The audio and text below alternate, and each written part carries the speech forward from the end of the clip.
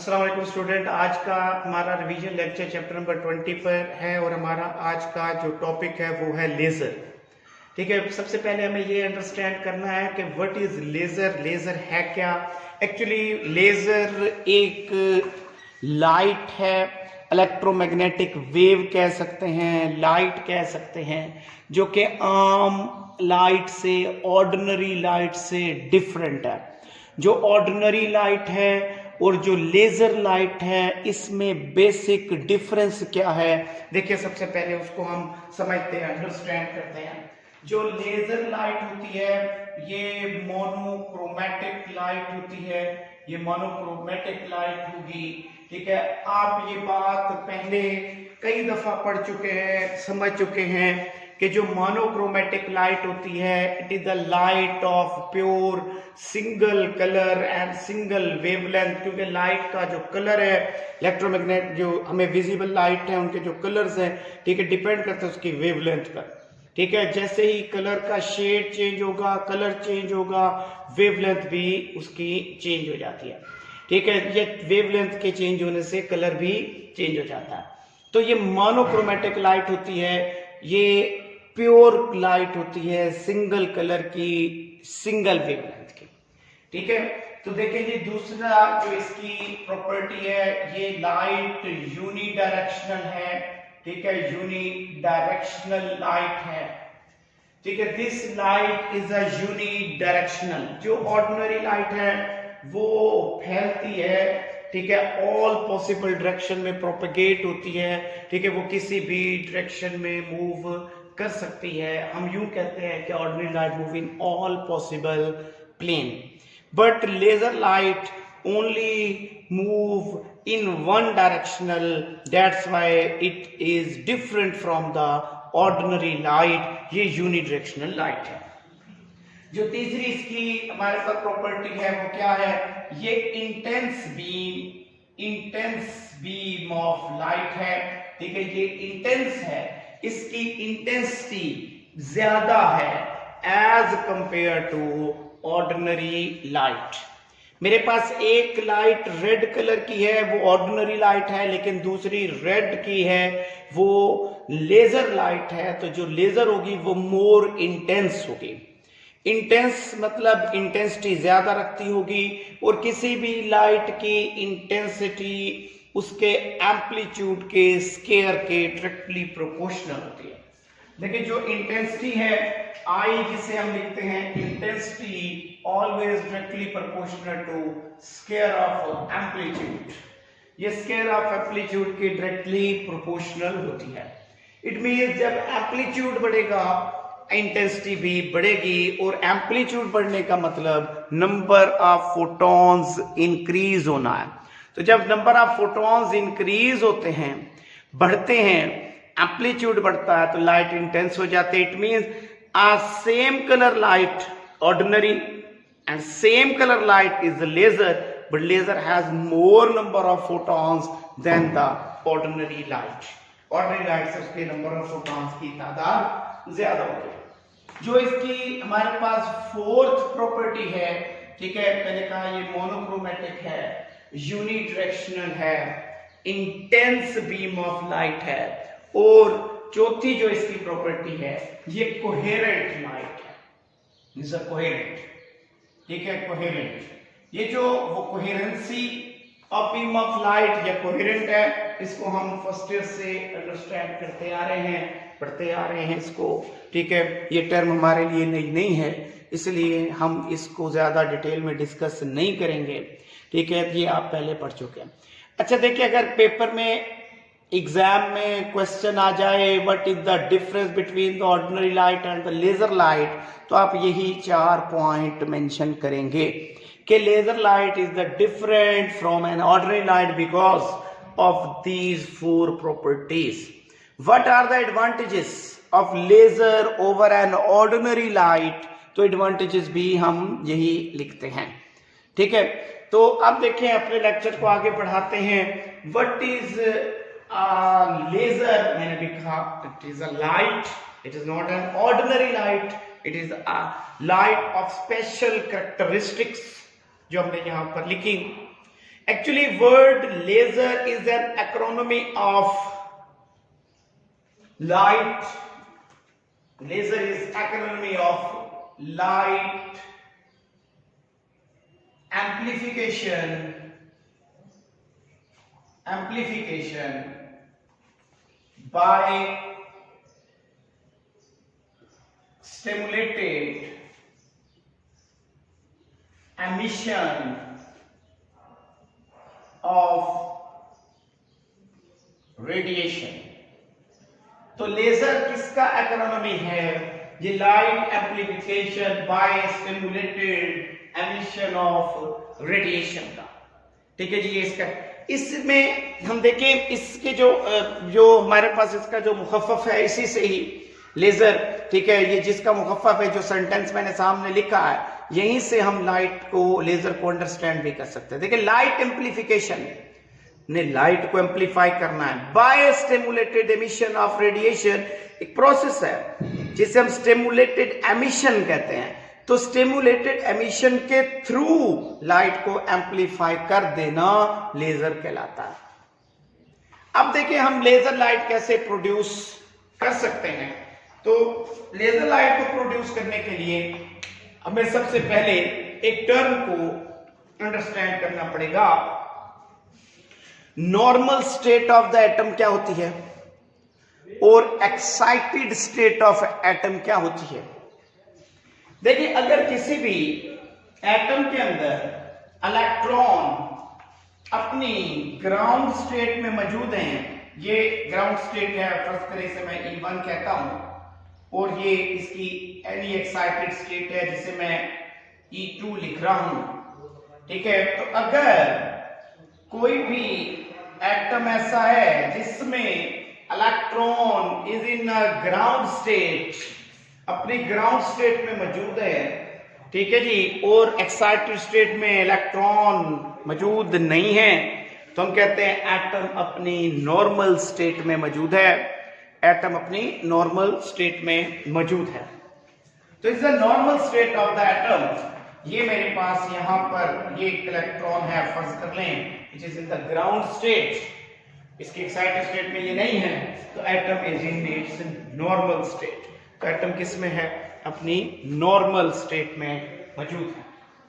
देखिए, अगर किसी तरह से ऐसा हो जाए कि इलेक्ट्रॉन को हम इतनी sufficient amount of energy provide कर दें कि इलेक्ट्रॉन अपनी ग्राउंड स्टेट से मूव करके एक्साइटेड स्टेट में चला जाए, तो फिर हम कहेंगे now atom is in its excited state.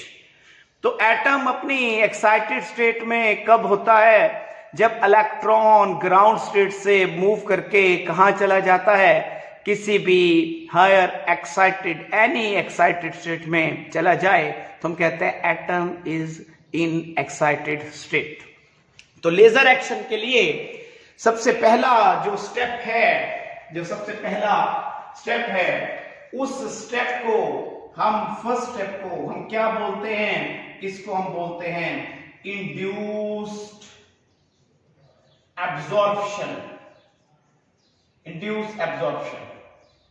देखिए, what is induced absorption? When atom is in its normal state, electron present in its ground state, then we provide energy in the form of photon to the electron which are present in the ground state. जब electron अपनी ground state में मौजूद है, तो हम इसको energy provide करते हैं in the form of photon.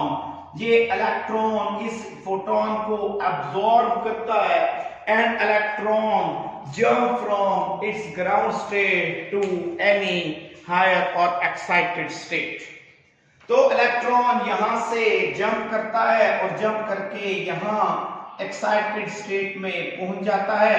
ठीक है, ये एक्साइटेड स्टेट में यहां से इलेक्ट्रॉन मूव कर गया और हमने इसे जो एनर्जी प्रोवाइड की वो in the form of photon थी, m में से hf फोटोन की फॉर्म में, या energy in the form of photon, इसे हमने प्रोवाइड कर दी। हमने इसको एनर्जी प्रोवाइड कर दी और इस अमल को हम यहां पर बोलते हैं ऑप्टिकल पंपिंग। तो ऑप्टिकल पंपिंग के थ्रू ये क्या हमारे पास जी ये ऑप्टिकल पंपिंग कहलाता है। ऑप्टिकल पंपिंग के थ्रू हमने इलेक्ट्रॉन को इसकी ग्राउंड स्टेट से एक्साइटेड स्टेट में पहुंचा दिया। इस अमल को हम बोलते हैं इंड्यूस्ड एब्जॉर्प्शन। इसे हम क्या बोलते हैं जी? Induced absorption. The first step in the laser action is the induced absorption. देखिए, when electron is in its excited state, जब इलेक्ट्रॉन अपनी एक्साइटेड स्टेट में है, its living time in its excited state only 10⁻⁸ second. इसका living time यहां पर क्या होता है?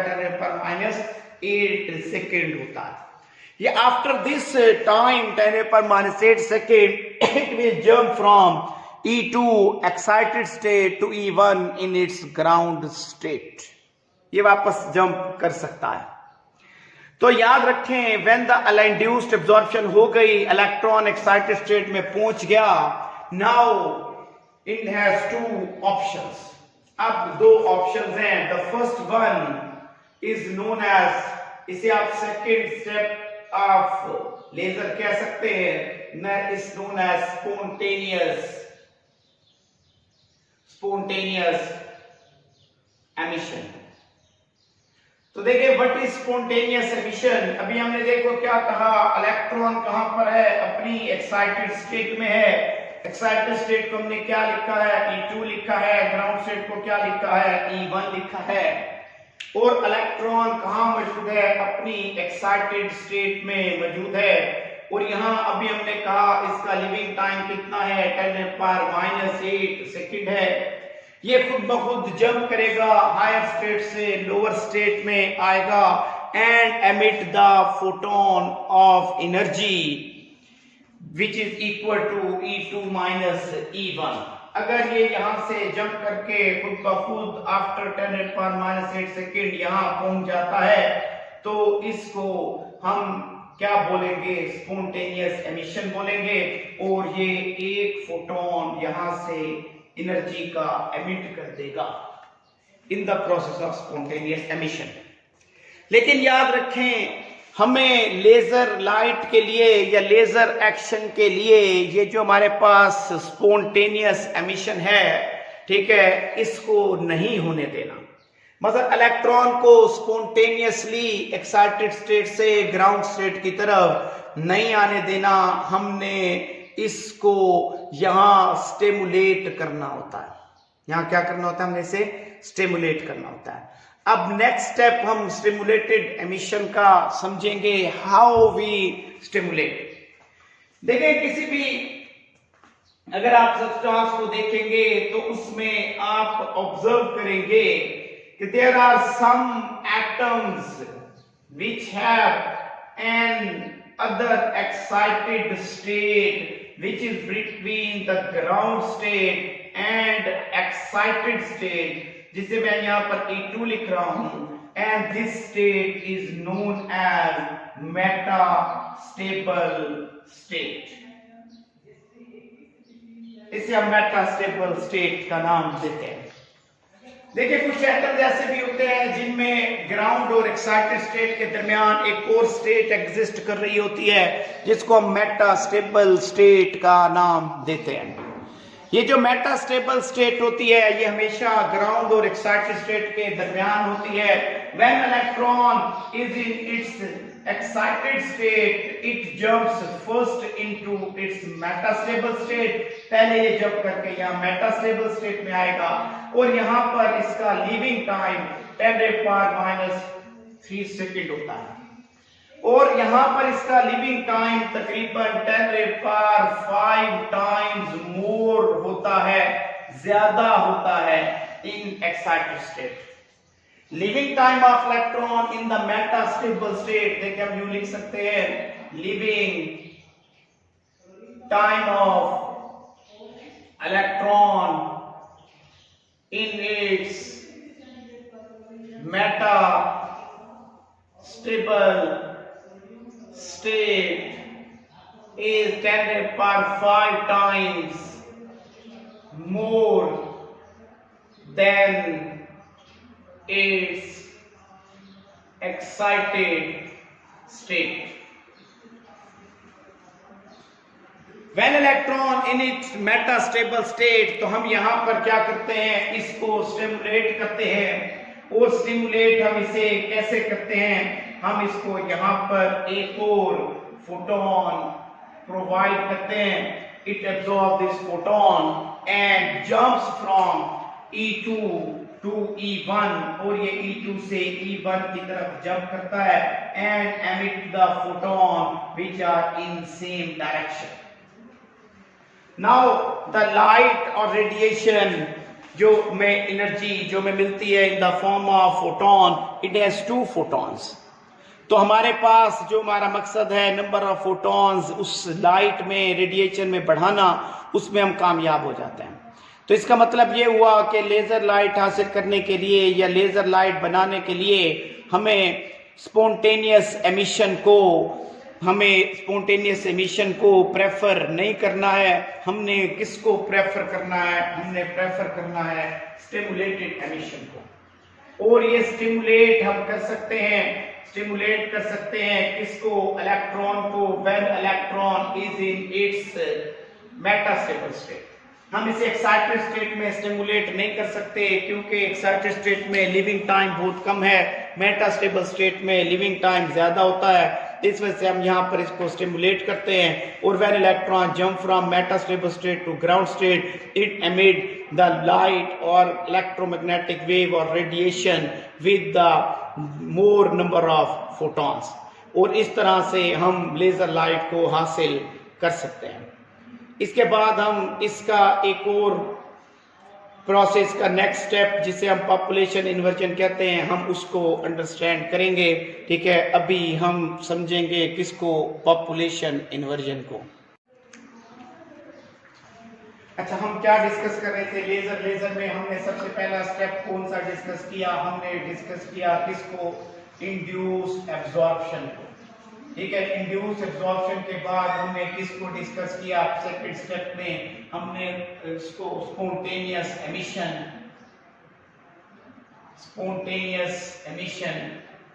और फिर हमने अंडरस्टैंड किया किसको, स्टिमुलेटेड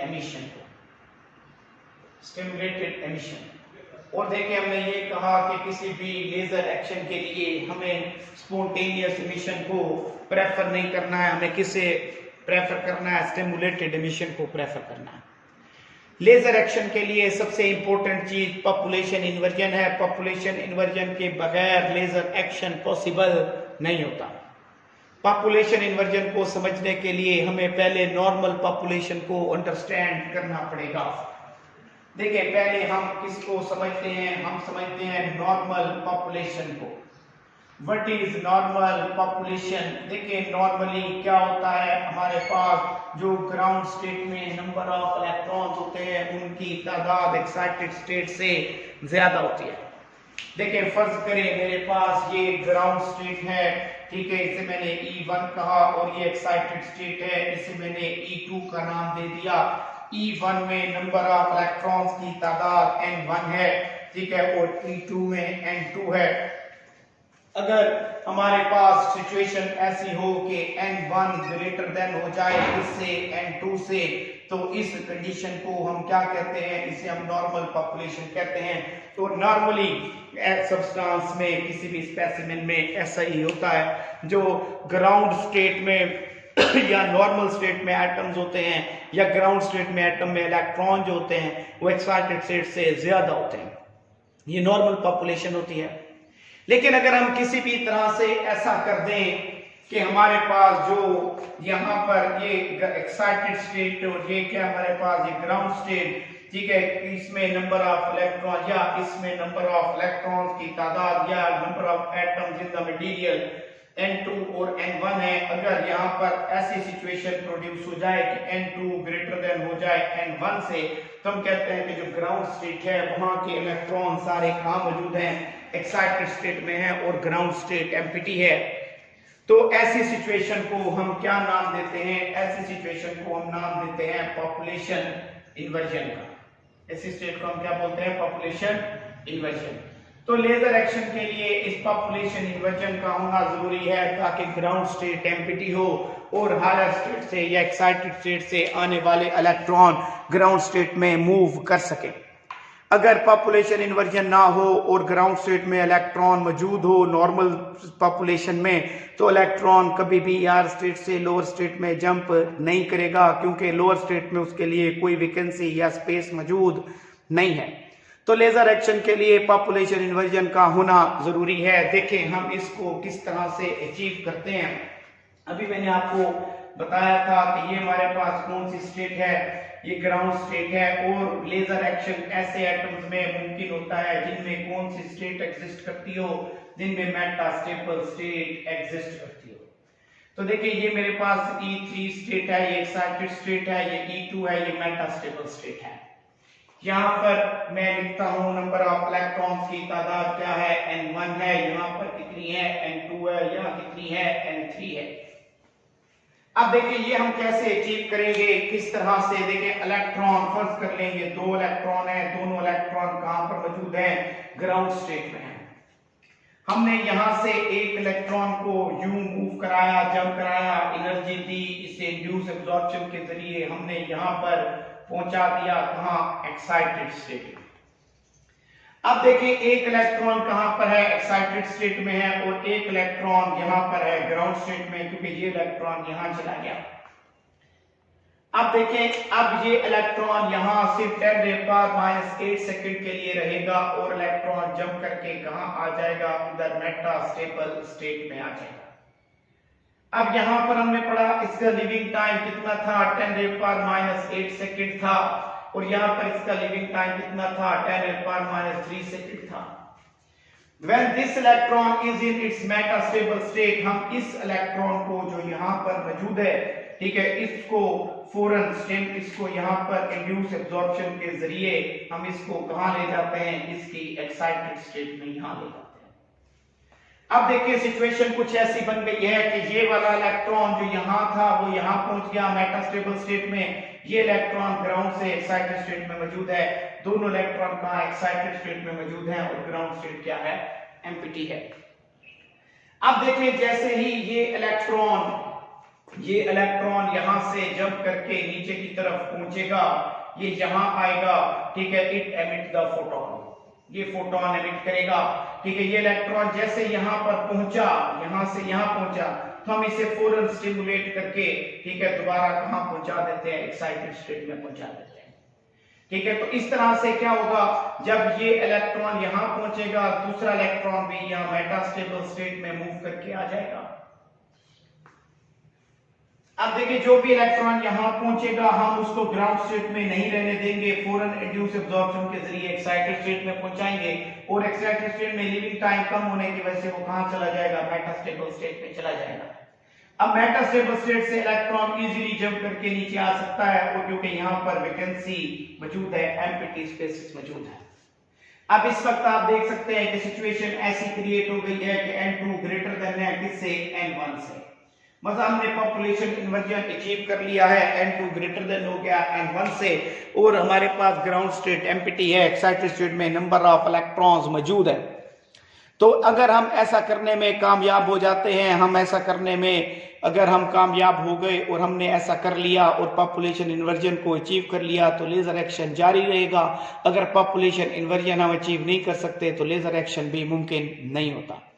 देखिए एक दफा फिर आप इस बात को समझ लें कि इलेक्ट्रॉन कहाँ थे? ग्राउंड स्टेट में थे। हमने इलेक्ट्रॉन को ग्राउंड स्टेट से, पहले इलेक्ट्रॉन को ग्राउंड स्टेट से कहाँ पहुंचाया? एक्साइटेड स्टेट E3 में पहुंचाया।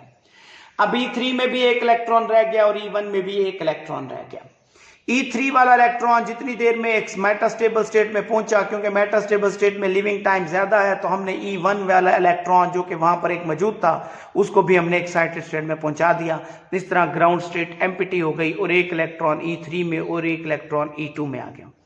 जब E3 वाला इलेक्ट्रॉन E2 में आता है तो E2 वाला इलेक्ट्रॉन दोबारा E1 में जंप करके फोटोन एमिट कर देगा, और हम E1 वाले इलेक्ट्रॉन को जो ग्राउंड स्टेट में है इसे वहां रहने नहीं देंगे, इतनी देर में हम दोबारा उसको E3 में पहुंचा देंगे, तो हमारे पास एक्साइटेड स्टेट में इलेक्ट्रॉन मौजूद रहेंगे और ग्राउंड स्टेट हमेशा एम्प्टी रहेगी। इस अमल को क्या बोलेंगे? Population inversion.